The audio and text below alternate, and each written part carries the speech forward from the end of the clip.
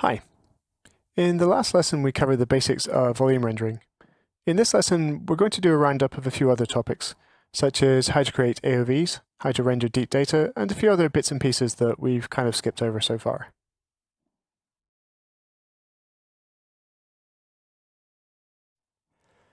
An AOV, also sometimes known as an arbout, is an arbitrary output variable.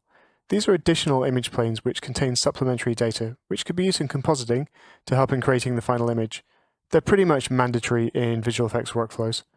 They can be anything from an ID mat to differentiate the assets in your render, to a complete set of all the elements needed to recreate the beauty render inside a compositing package.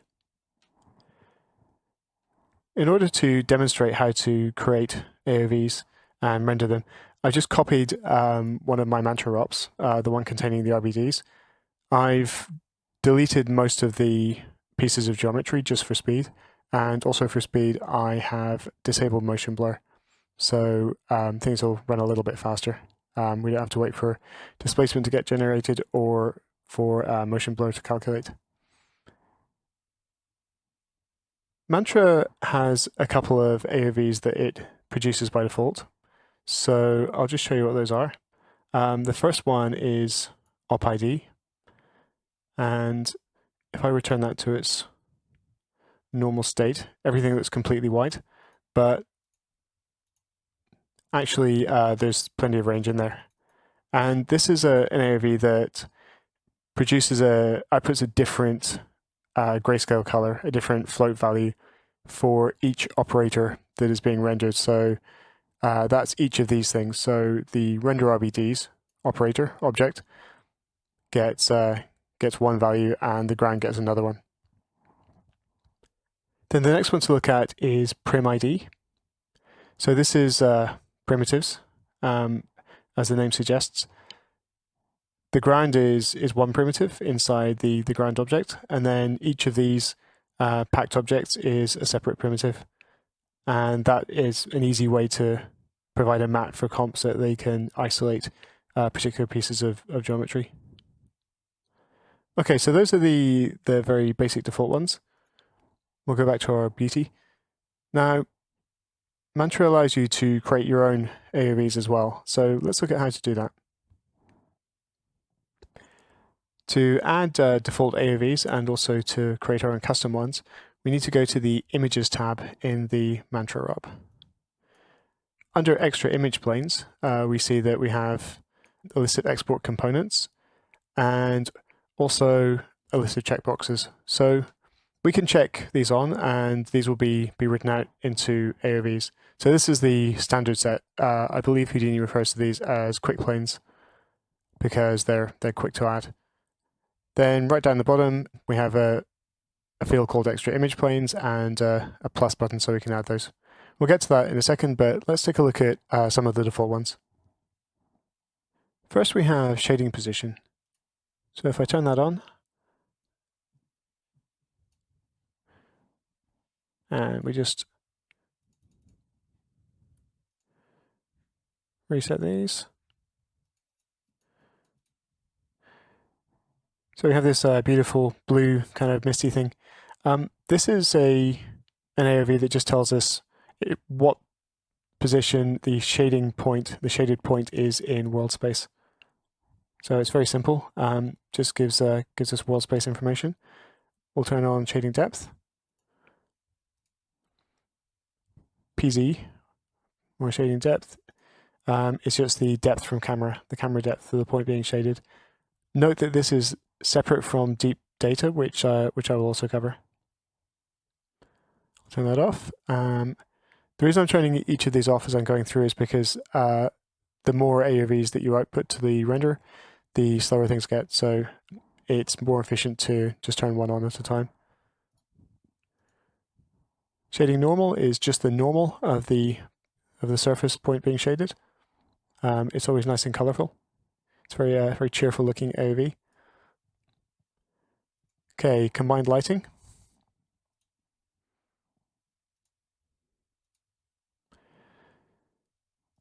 So this is all of the diffuse. So this is the diffuse contribution from all of the lights in the scene. It's a little bit hard to see. If I just focus our render on this, you'll see that these pebbles, which in the beauty have a little bit of shine to them, in the diffuse they have no shine. Then all reflect is the opposite. So this is just the reflective component of the shader. We have no coat, refractor volume, or subsurface. Otherwise, we'd see those.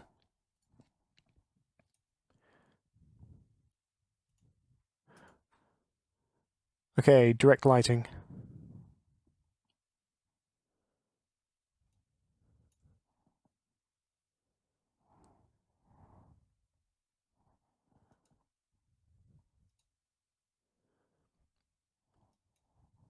So this is similar. This is just lighting that isn't bouncing off the ground or anything else in the scene. So this is lighting that's coming purely from the actual lights in the scene. So in this case, it's our environment light. Again, no coat, refractor, volume, or SSS, but we have diffuse and reflect. So then if we turn that off and switch on indirect lighting and wait for it to catch up.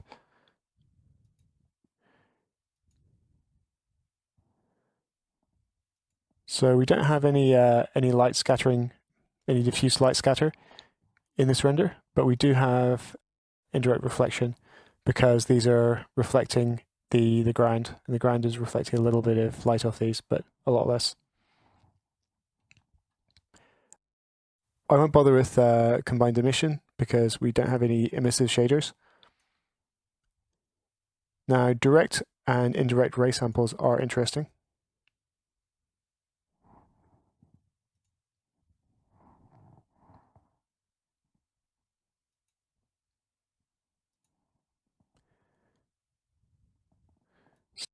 These are better if we give them a chance to converge. These are diagnostic passes that will tell us how the render has been spending its time, essentially. I'm just going to switch off gradual refinement, and we'll see a little bit more clearly what's going on here. So this is telling us that more primary rays, more direct rays, are being fired at the brighter areas and fewer at the dark areas. So Mantra's figured out that these dark areas don't need to be sampled so densely, and that's what this map's telling us. Then for indirect samples, it's kind of the same deal. It just tells us how densely particular areas are being sampled for indirect rays or secondary rays. Again, no subsurface, so I won't bother looking at this one. And I'm going to skip over all of these because they're not going to do anything with our particular shaders. Okay, that's it for the standard set, the quick planes. Now let's look at creating our own additional image planes. So the place to start is in the shader. So we're going to go into the shader for one of these. The larger one of these has Rubble Shader 23 assigned to it. We'll go in there to begin with. So let's say we want to create a Noise Aov. So we'll drop down a unified noise, and we have a rest attribute. So this is the resting position of the points in this object. So that's a really good place to start with for things like noise that we want to have travel with the object. So I'll just plug rest into position. So now we should have a noise that is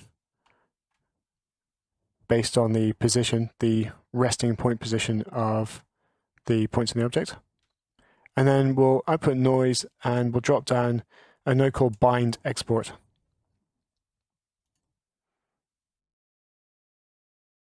This is a node that will output whatever data we want to the renderer. So we're going to make this a color. And we'll just need to set this up so that it takes in a 3D input and outputs 3D noise. And we'll call this noise, rather unimaginatively. And I usually like to give them the same name, give the node the same name. Okay, I happen to know that this probably wants to be more like, oops, like this. And then if we go back to our ROPNet, then we add an additional image plane. And we will call our vex variable noise so that it knows what to look for. And the channel name should generally have the same name. So I'll just re-render this, and with any luck we should have a Noise Aov.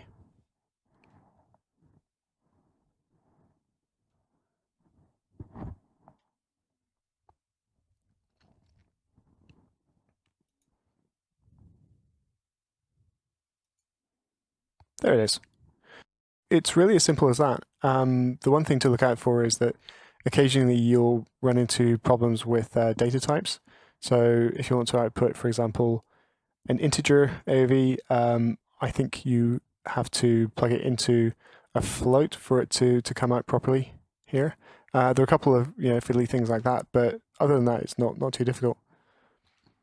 Then just to cover other options on here, so you can tell it what sort of precision you want. The default is 16-bit float, which is the color resolution of our renders by default, but you can crank that up to 32-bit, for example, if you need more precision.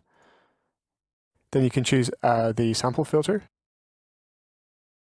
You can make this close to surface, which means that this won't get any anti-aliasing done at the edges. And then for the pixel filter, the render itself, I believe, defaults to Gaussian 2x2, but you can choose whatever you want. So we can make this something a little bit crunchier. So this won't get any anti-aliasing at the edge. Sometimes for AOVs, you don't want to anti-alias the edges. It kind of makes more sense to keep it solid, because often when it comes to compositing, having a value that's between black and the color that you want is not the best solution. But if we empty that, it will default to 2x2. Light exports is worth knowing about. If you have multiple lights, then you can export a version of the AOV for each of the lights. But in this case, it's not anything to do with lighting, so it's not necessary. And I'll just expand the box there, and we'll see what it looks like for the rest of it. And that's how to create custom AOVs.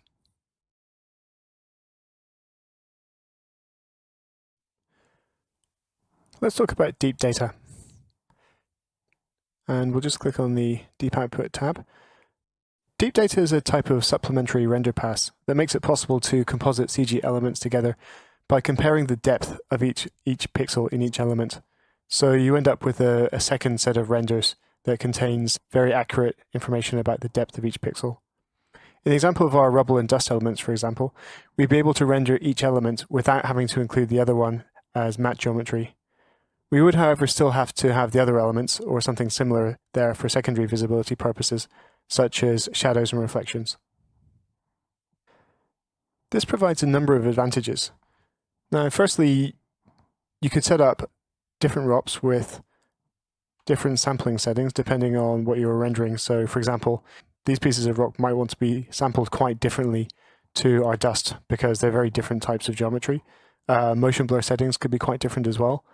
With one ROP and different types of geometry in it as holdouts, you're often forced into a compromise where you have to choose the sort of lowest common denominator settings that work for everything in that ROP.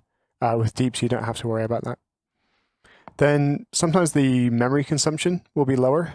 This will happen especially if you're able to use proxy geometry for shadow casting and reflections. So a good example would be for the dust. We could use the simulation proxy pieces of rock for the dust, and that would give plenty good enough geometry for the shadows, but we wouldn't have to have them in as holdouts. So we've got very dense geometry such as we do here, in combination with the dust, that can push the memory consumption quite high.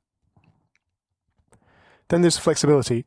So if one object in our scene happens to need a minor revision, for example, if we change the displacement on this and these edges stuck out a little bit more or a little bit less, we would normally have to re-render our dust. But if we're working with deeps, we can tolerate small changes like that, and it's not going to break anything. Otherwise, we'd have a matte line around the edge of the objects in the dust, and then comp would either have to fix that, or we would have to do a re-render. And then lastly, it's often easier to get the output of different renderers to work together when working with deeps.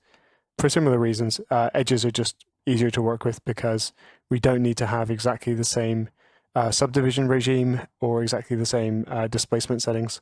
So we can kind of tolerate different renderers to a certain extent with a deep compositing workflow. Now let's look at how to actually set up deeps. I'm actually going to just go back to our original RBD ROP. And again, under images, it's under deep output. So we have this deep resolver parameter. Right now it's set to no deep resolver. So we have the option of a shadow map or a camera map. We don't generally work with deep shadows anymore. So what we actually want here is a deep camera map. It's pretty simple. It asks us where you want to save the file name. I'm going to put this into a directory called deep data. And that will give us a basic deep. We may have to change the settings once we've done some test comps. I'll kick off a render of just these two pieces of rubble and our ground plane and our dust, and we'll see how that looks. Hi. Our deep renders have completed, and I've loaded them up in Nuke. This isn't a Nuke course, but I hope you don't mind me dipping into it just for a little bit so I can show you these the deep comps. Okay, I'm just going to do this. So here is our ground render and our pieces of rubble and our dust.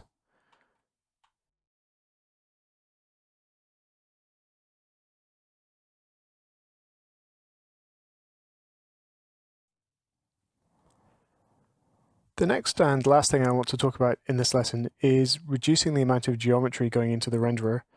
This is a great way to reduce the amount of RAM required to render a scene. Modern renderers generally need to keep everything in memory for the whole render, so it's good to cut down the amount of geometry we're feeding into them as much as possible. It's also good to keep our cache sizes down, especially if we're going to be caching subframes for motion blur.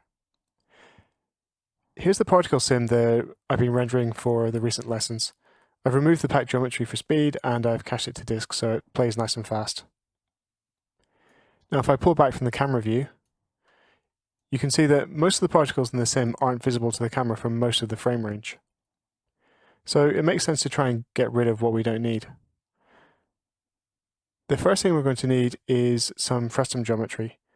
The frustum is the pyramid-shaped volume of space that is visible to the camera, and it's incredibly useful to have access to this when we're trying to optimize our renders. To my knowledge, Houdini doesn't ship with a SOP that produces frustum geometry, so we'll have to do this ourselves, but luckily it's pretty easy. The first thing we're going to need is a grid, so I'll type one of those down.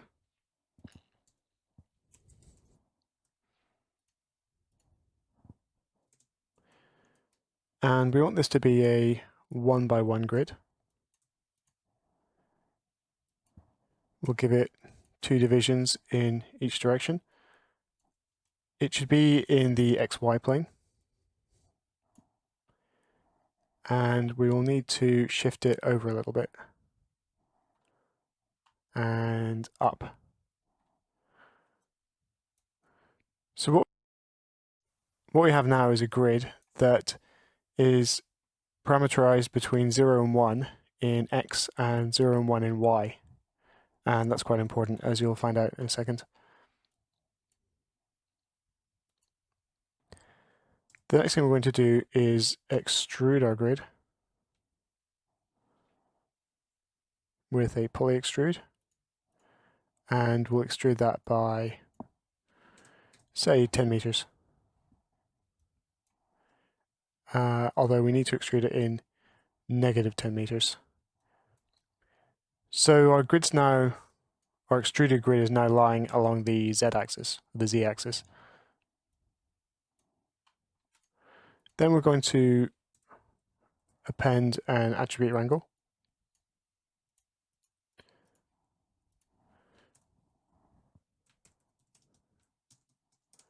And we'll create a string called campath.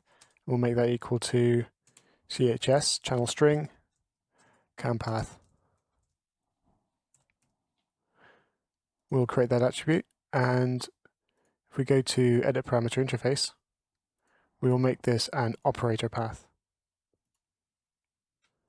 And we'll hit accept. So we can now pick our camera from here. So if we go to the object level, our camera is SimCam. So I'm going to accept that. Now the next thing we need to do is type P is equal to from NDC campath at P. Now what this does is it takes P, which are the coordinates of each point of the object, because we're iterating over points, and we're essentially transforming that into camera space. And we get this. And that is a camera frustum.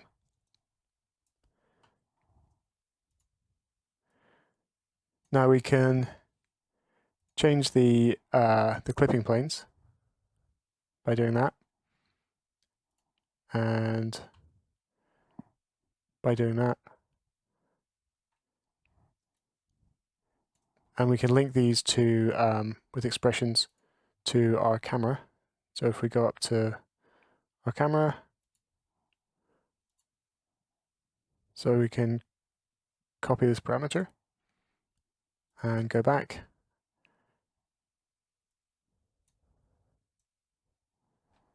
Paste relative references.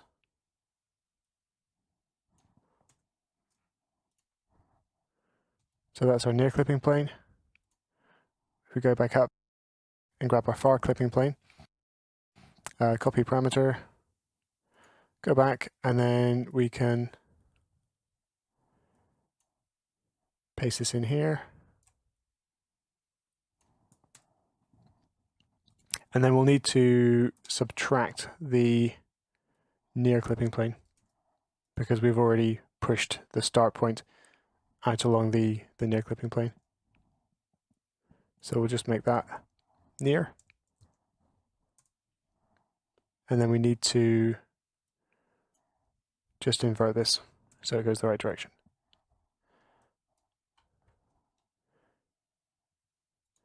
So now if we go to our camera and change the clipping planes, it's reflected in our frustum. Interesting, this is not quite doing what I wanted it to. Ah, I see. There we go. That should be correct. Yep.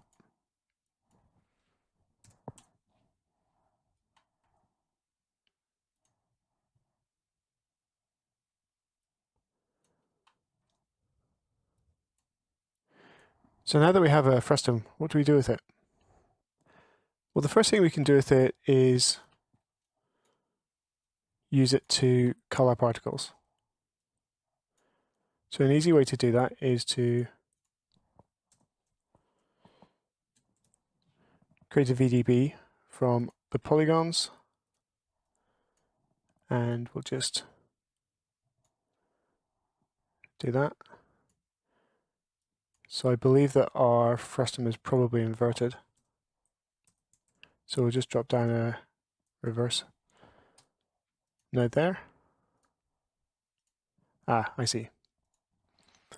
I neglected to output the back. Great. So now we have a a fog density where our frustum was, and we can take our points and use an attribute wrangle again and take the volume and put it into the second input.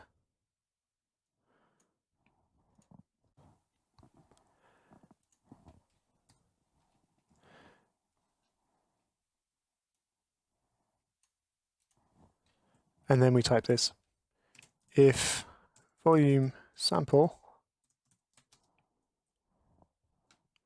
so we're going to sample the second input, which has the index 1 rather than 2, and it's the first field in that volume, so we're going to call it 0.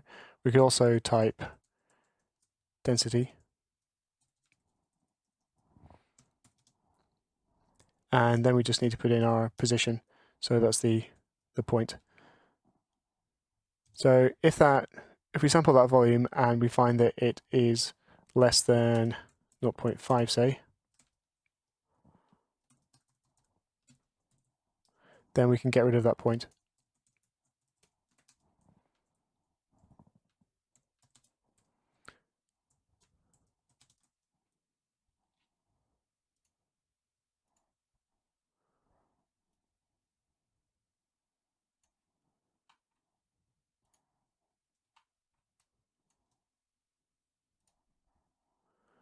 Okay, so we just need to adjust our frustum.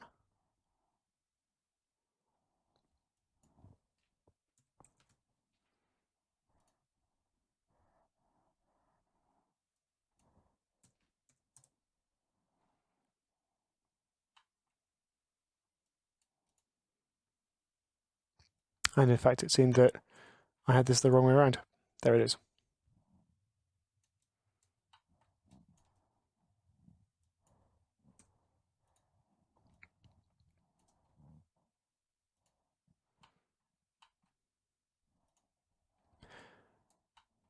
So now we see that everything outside our frustum has been culled. So this is a really easy way to identify points to get rid of. You just do a volume sample from where that point is. Now if we look through the camera, we see that we're actually culling more points than we should. So I think that we probably need to adjust this a little bit.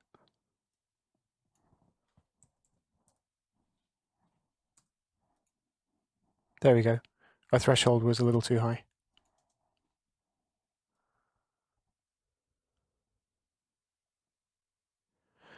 So the only problem with this is that we now have points that we have a point count that's changing.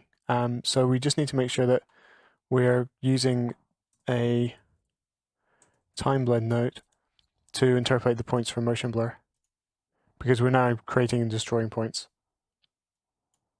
Because we have ID cached on these points, it should be pretty straightforward to time blend them. So let's color these by ID.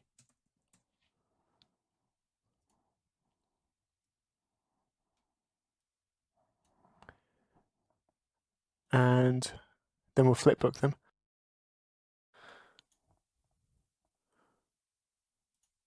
With motion blur on.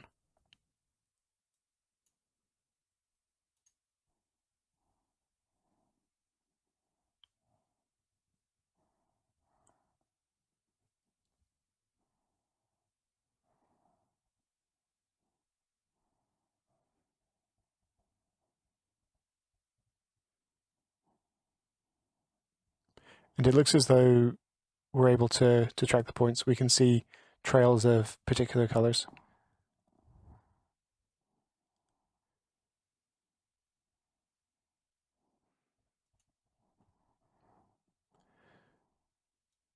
So I think this is doing what we want it to.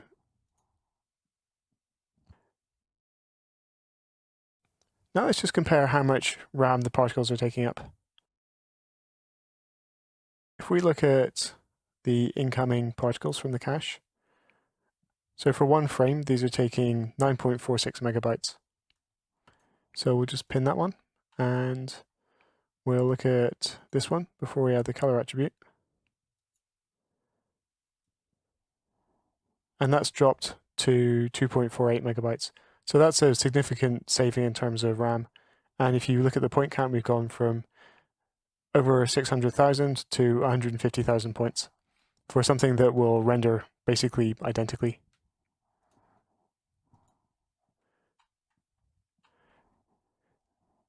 Now, one thing you might wonder is whether we should have a bit of a safety margin here. And I would agree. I think that's a great idea. So an easy way to do that is simply to add a peak.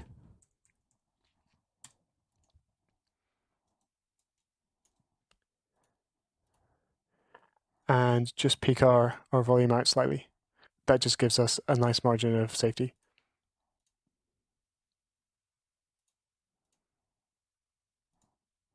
So we're just culling a little bit more loosely. Okay, and that's it for optimizing geometry.